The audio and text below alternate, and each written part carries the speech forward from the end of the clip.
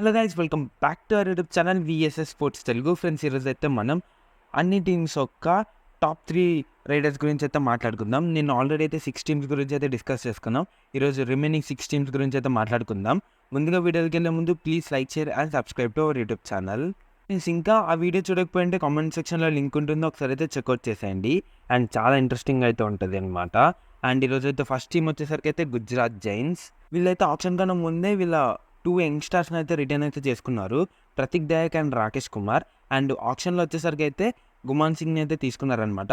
So వీళ్ళు ముగ్గురు try ఎలా వర్కౌట్ అవుతుందో చూడాలి. ఎస్పెషల్లీ గుమాన్ సింగ్ అంత హై బడ్జెట్ వెళ్ళిన తర్వాత సో తన నుంచి ఎంత పర్ఫార్మెన్స్ ఎక్స్పెక్ట్ చేస్తారో చూడాలి.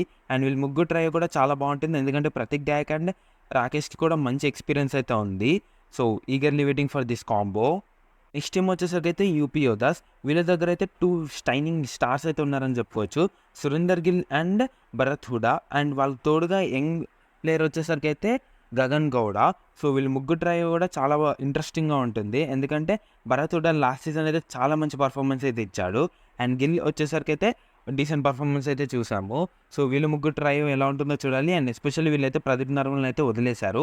అండ్ ప్రదీప్ నర్వాల్ని బెంగళూరు బుల్స్కి పంపించి అయితే వీళ్ళు భరత్ హుడాని అయితే బెంగళూరు బుల్స్ని అయితే తెచ్చుకున్నారు, స్వాప్ అయితే అయ్యారనమాట. నెక్స్ట్ టీం వచ్చేసరికి అయితే బెంగాల్ వారియర్స్. వీళ్ళ మెయిన్ రైడర్ అయిన మనిందర్ సింగ్ని అయితే మళ్ళీ అయితే రిటర్న్ అయితే చేసుకున్నారు, అంటే ఎఫ్బిఎం కార్డ్ వాడారు.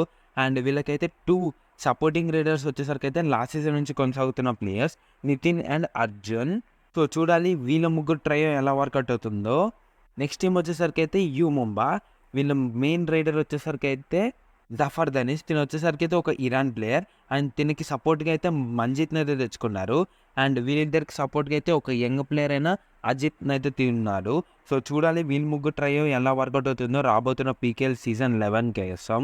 ఆ సీజన్స్ రన్నర్అప్స్ అయిన హర్యానా స్టీలర్స్ గురించి అయితే మాట్లాడుకుందాం. అండ్ వీళ్ళ మెయిన్ రైడర్ వచ్చేసరికి అయితే వినయ్.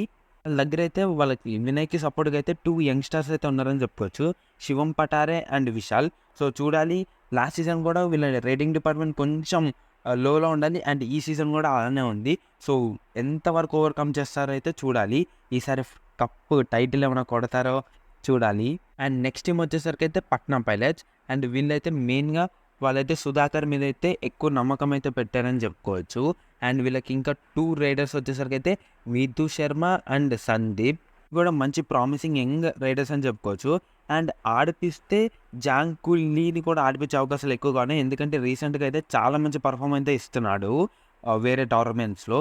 సో చూడాలి మళ్ళీ మనం జాంకులీని అయితే చూస్తామని ఈ పీకేఎల్లో. చాలా రోజులు అయిపోయింది జాంకులీని చూసి. అండ్ తను వచ్చేసరికి అయితే చాలా మంచి రైడర్ అని చెప్పుకోవచ్చు. అండ్ ఎస్పెషల్లీ బోనస్ పాయింట్స్ అయితే ఎక్సలెంట్గా అయితే చేస్తాడు. బెంగళూరు బుల్స్కి అయితే ఆడేవాడు, బెంగాల్ వారియర్స్కి అయితే ఆడేవాడు. సో చూడాలి ఎలాంటి తనని తీసుకొస్తారో లేదో. సో ఫ్రెండ్స్, ఈ రోజుకైతే ఇంతే. అండ్ ఫ్రెండ్స్, మీకు ఏ టీమ్ రైడింగ్ డిపార్ట్మెంట్ చాలా స్ట్రాంగ్ అనిపించింది అయితే కామెంట్ చేసేయండి. ఈరోజు 6 అండ్ నిన్న 6కి అయితే నిన్న 6 వీడియోలో అయితే కామెంట్ చేసేయండి. So please like, share and subscribe to our YouTube channel. Thanks for watching.